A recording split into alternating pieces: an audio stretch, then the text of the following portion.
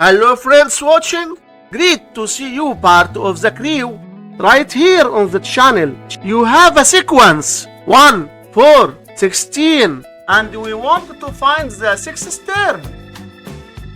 And today I am showing you the two best ways to solve this. First method is the manual way. This method is perfect for short sequences. As you can see, we found that each term is multiplied by 4. This 4 is what we call our common ratio. Since the first term is 1, we can get the second term by multiplying the first term by 4. And the second term is 1 times 4, which equals 4. And the third term is 4 times 4, which equals 16. And the fourth term is 16 times 4, which equals 64.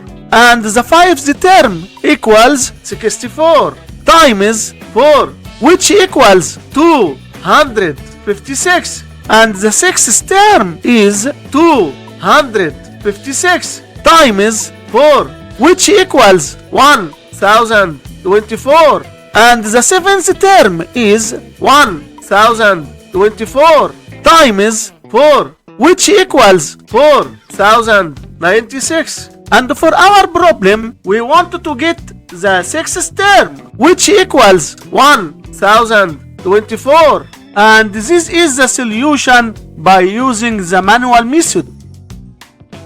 Let's solve the problem by using the second method, which is called the formula way. We have a geometric sequence and we can use the rule an equals a times r to the power n minus 1, where a is the first term and r is the common ratio and n is the required term. In our problem, the first term a is equal to 1 and the common ratio r is equal to 4 and the required term n is equal to 6. Substituting a, r and n into the equation, we find that a 6 equals 1 times 4 to the power 6 minus 1, which equals 1 times 4 to the power 5, which equals 1024.